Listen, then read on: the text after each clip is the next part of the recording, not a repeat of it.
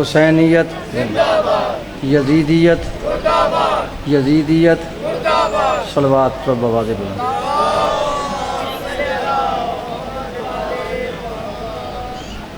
الحمدللہ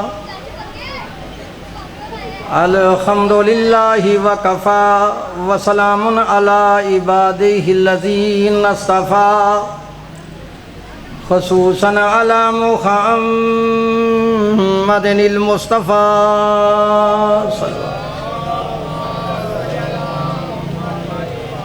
وعلی اہل بیتہ الطیبین الطاہرین الشرفاء اما بعد فقد قال اللہ تبارک و تعالی فی محکم کتابہ المجید و خطابہ الحمید وقولہ الحق وہو اصدق الصادقین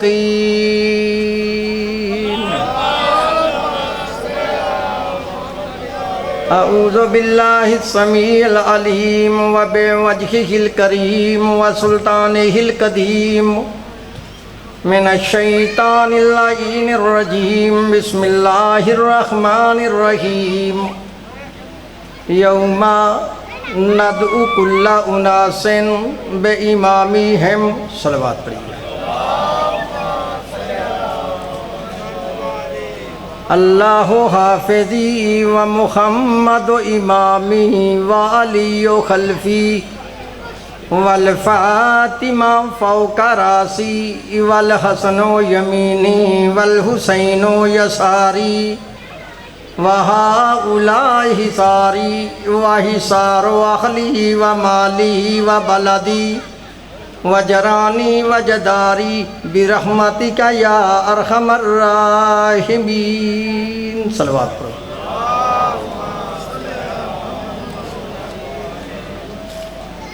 بعد حمد و ثنا میرے معزز محترم واجب الاحترام سادات و غیر سادات مسلمان اہل سنت اور اہل تشیع بزرگوں، میں نے اس وقت اللہ تبارک و تعالیٰ کی اعلیٰ کتاب اور آخر کتاب قرآن مجید فرقان حمید میں سے جو کہ آیت مقدسہ تلاوت کی ہے، اپنے وقت میں اسی آیت کے ضمن میں تفاسیر اور احادیث کی روشنی میں کچھ دعوت فکر دوں گا۔ دعا کرو کہ اللہ تبارک و تعالی ہم تمام مسلمانوں کو اس قرآن پاک کے صحیح پڑھنے اور اس کے صحیح سمجھنے اور اس پر صحیح معنوں میں عمل کرنے کی توفیق عطا فرمائے۔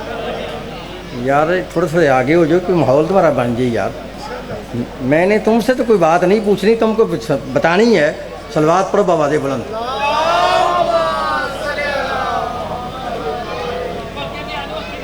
آپ کو علم ہے، میرا ریکارڈ ہے انٹرنیٹ پر کہ میں کبھی بھی اپنے موضوع سے آگے پیچھے نہیں جاتا، ایک موضوع پہ رہ کے گفتگو کرنے کا عادی ہوں، ایسا مولوی نہیں ہوں جو ایک بات سیالکوٹ سے کروں پھر ڈائریکٹ لاہور چلا جاؤں، نہیں۔ میری اس آج کی مجلس کا لیکچر، آج کی مجلس کا درس، آج کی اس مجلس کی کلاس مناظرہ کا سبق جو میں نے سنانا ہے وہ صرف اس بات پر ہے کہ امام کیسا ہونا چاہیے۔ یہ مینوں پتہ کہ یہ تیرا کام ہے، میرا کام ہے، بیٹھ جاؤ تو صلوات پڑھو بآواز بلند۔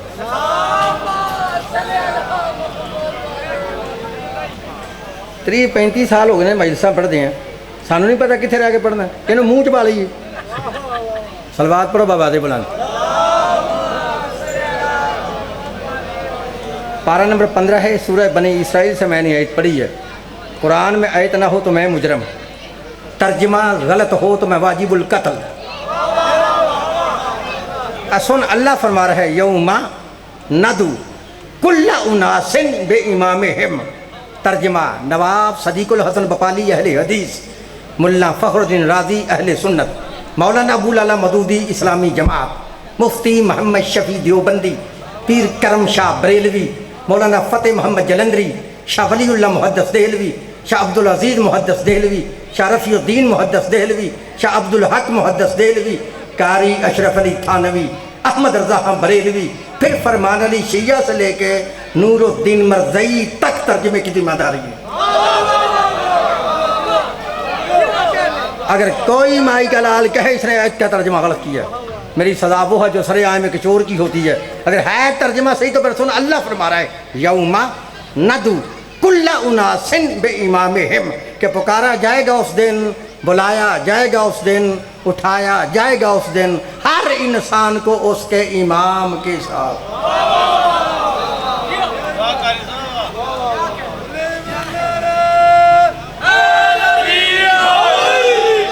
اچھا کس کے ساتھ اٹھایا جائے گا؟ کس کے؟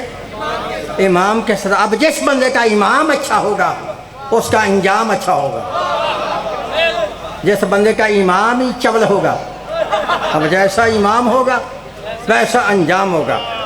اچھا کس کے ساتھ اٹھایا جائے گا؟ امام کے ساتھ۔ اللہ کہتا ہے امام کے ساتھ اٹھایا جائے گا، میرا بھائی کہتا ہے نہیں ماں کے ساتھ اٹھایا جائے گا۔ اللہ کہتا ہے امام کے ساتھ اٹھایا جائے گا، بھائی کہتا نہیں ماں کے ساتھ اٹھایا جائے گا۔ بڑے افسوس سے جملہ کہہ رہا ہوں، وہ میرے بھائیو تم کو ماں کی عربی آتی ہے، اللہ کو ماں کی عربی نہیں آتی۔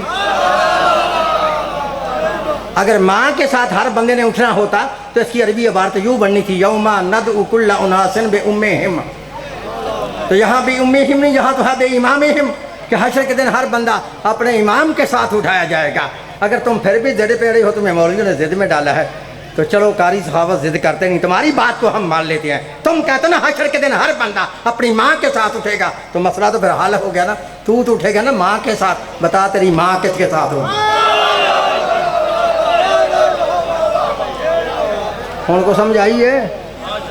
تو اٹھے گا نا ماں کے ساتھ، بتا ماں کس کے ساتھ ہوگی؟ یہ ترجمہ وہ کرتا ہے جس کے سینے میں علی کا بوت ہے۔ نہیں تو جاؤ 17واں پارہ ہے، سورہ حج ہے، صبح چیک کر لینا۔ اللہ فرماتا ہے حشر کے دن ہر ماں اپنے دودھ پلانے والے بچے کو بھول جائے گی۔ ان کو سمجھ آ رہی ہے؟ جب بچے کو ماں کا ہی پتہ نہیں تو ماں کو بچے کا پتہ نہیں تو ماں کے ساتھ اٹھے گا کیسے؟ اگر پھر بھی تم ضد پہ ہی اڑے ہو، تمہیں مولویوں نے ضد میں ہی ڈالا ہے، اور تم کہتے ہو حشر کے دن ہر بندہ اپنی ماں کے ساتھ اٹھے گا، تو پھر لکھ لو جہاں تک میری آواز جا رہی ہے، قاری صحابت پھر اپنی عادت کے مطابق مشرق سے لے کے مغرب تک، شمال سے لے کے جنوب تک، اور آج سے لے کے قیامت تک، پاکستان سے لے کے سعودی عرب تک، ملا عبدالوہاب روپڑی سے لے کر امام کعبہ تک چیلنج کر رہا ہے کہ تم کہتے ہو حشر کے دن ہر بندہ اپنی ماں کے ساتھ اٹھے گا۔ اگر ہر بندہ ماں کے ساتھ اٹھے گا تو سر پہ قرآن رکھ کے جواب دو، جس بندے کی ماں ہی نہ ہو۔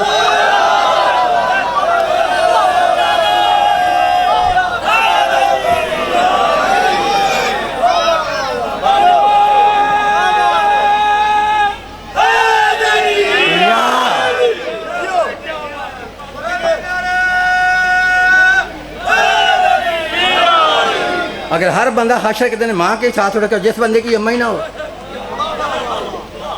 بتا ہاں وہ کس کے ساتھ اٹھے گا؟ اگر ہر بندہ ماں کے ساتھ اٹھے گا پھر تو اٹھے گا، تیرا ڈیڈی نہیں اٹھے گا، پھر تیرا ابا نہیں اٹھے گا، کیونکہ ابے کی ماں ہی کوئی نہیں۔ اور کہاں ان کے سر پہ قرآن پوچھے اگر ہر بندہ ماں کے ساتھ اٹھے گا، ہمارا ڈیڈی ہے آدم، بتا ہاں آدم کی ماں کا کیا نام ہے؟ اب کھا گئے ہو میرا جملہ یار، میں کیسے سمجھاؤں آپ کو؟ مجھے سمجھ آ رہی ہے کہ تم صرف سر کے ٹھرکی ہو، سر سننا چاہتے ہو، تو ہم تو سر سناتے ہی نہیں، ہم تو قرآن سناتے ہیں۔ تو سمجھ آ رہی بھائی؟ قرآن آپ کو سمجھنا چاہیے۔ اگر ہر بندہ ماں کے ساتھ اٹھے گا، جس بندے کی اماں ہی نہ ہو، پھر وہ تو نہیں نہ اٹھے گا۔ ہمارا ڈیڈی ہے آدم، بتا ہاں آدم کی ماں کا کیا نام ہے کوئی آدم کی ماں؟ نہیں۔ چلو آدم کو چھوڑتا، ہماری پہلی امی ہے جناب حوا، چلو حوا کی ماں کا نام بتاؤ، تو ہے کوئی حوا کی ماں؟ آدم کی ماں ہے نہیں نا۔ اگر ہر بندہ ماں کے ساتھ اٹھے گا پھر تو اٹھے گا، نہ تیرا ابا اٹھے گا، نہ تیری ممی اٹھے گی، نہ ابے کی کو ماں ہے نہ ممی کی کو ماں ہے۔ اگر اماں اور ابے کو اپنے ساتھ حشر کے دن اٹھانا نا، پھر تمہیں ماننا پڑے گا ہر بندہ ماں کے ساتھ نہیں اپنے امام کے ساتھ اٹھا دے۔ اچھا چل ہاں قرآن پڑھ کر دیکھتے ہیں امام ہوتا کون ہے۔ اللہ امام کہتا کسے ہے؟ امام کی نشانیاں کیا ہیں؟ امام کی صفات کیا ہیں؟ کیا گناہگار امام ہوتا ہے یا معصوم امام ہوتا ہے؟ کیا امام خاکی ہوتا ہے یا امام نوری ہوتا ہے؟ کیا امام تم سے ہوتا ہے یا جزو رسول ہوتا ہے؟ کیا امام تم بنا سکتے ہو یا امام اللہ بناتا ہے؟ بس 4 آیتوں کا ترجمہ کر کے صبح پھر میری اور تمہارا پیڑ ہے، سمجھ آ رہی ہے نا؟ 4 آیتوں کا ترجمہ صرف کر رہا ہوں، آپ کو پتہ چلے امام کیسا ہونا چاہیے۔ شیعہ سنی دوستوں، نہ کوئی لڑائی ہے نہ جھگڑا ہے، نہ کسی مذہب پہ کوئی ہٹ ہے، نہ مسلمان کی دل آزاری ہے۔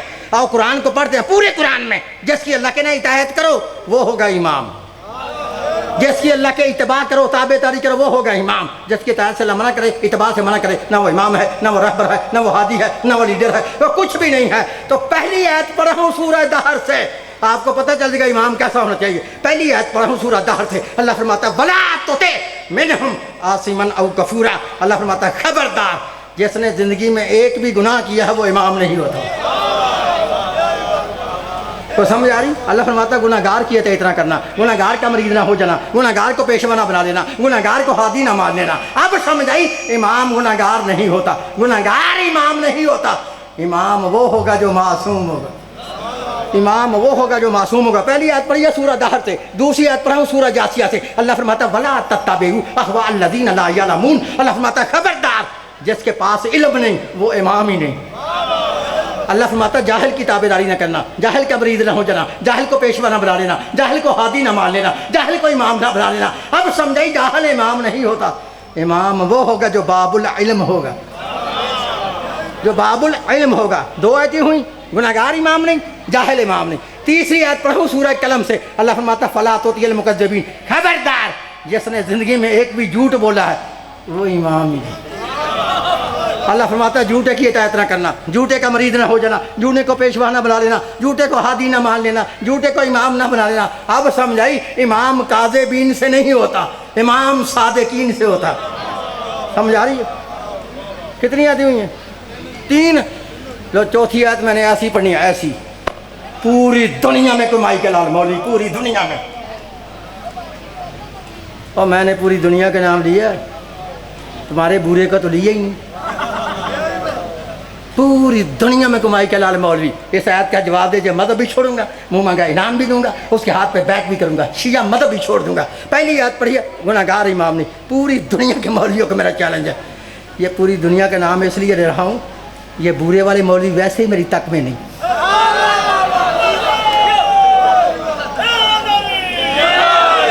جب جس کو ابھی پتہ نہیں چلی, آخری آیت کا ترجمہ کر کے ممبر چھوڑ رہا ہوں, میری طرف دیکھنا.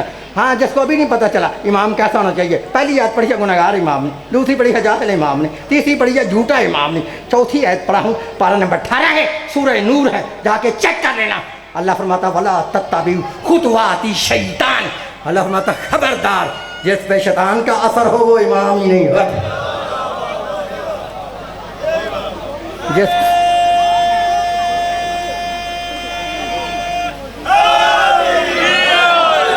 اللہ کہتا ہے جس پہ شیطان کا اٹیک ہو, جس پہ شیطان کا اثر ہو, اس کی تابعداری نہ کرنا, اس کا مرید نہ ہونا, اس کو پیشوا نہ بنانا, اس کو عادی نہ ماننا, اس کو امام نہ بنانا. کس کو؟ جس پہ شیطان کا اثر ہو. کیوں؟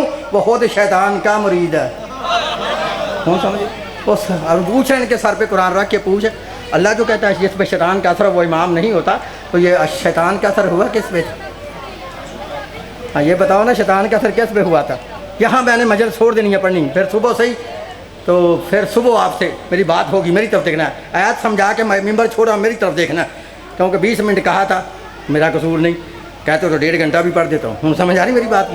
لیکن میری طرف دیکھنا ہے, میری طرف دیکھنا ہے. شیطان کا اثر کس پہ ہوا تھا پوچھو نا. پہلے تو پوچھے گا کیسے جمعرات والے مولوی سے.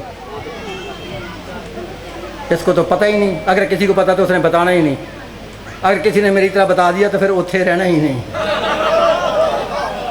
لوگوں نے کہنا ہے اس کو مسجد سے نکالو, اس کی وہ تو مقدر والے ہونا, وہ ہر بندے دے واسدار ہوگی نہیں. بھائی سمجھ آ رہی ہے میری بات کی؟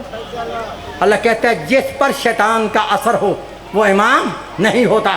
ایک جملے میں اگر نوجوانوں نے سمجھ لیا تو ولاء علی کا جمپ نہ آیا, میں نے دروازہ دارہ پہ سر کو جھکایا نہیں. تو میں بتا رہا ہوں قرآن سے, 4 پارہ ہے, سورہ آل عمران ہے, صبح چیک کر لینا. اللہ فرماتا ہے کہ شیطان کا اثر ان پہ ہوا تھا جو محمد کو چھوڑ کر میدان سے بھاگے تھے.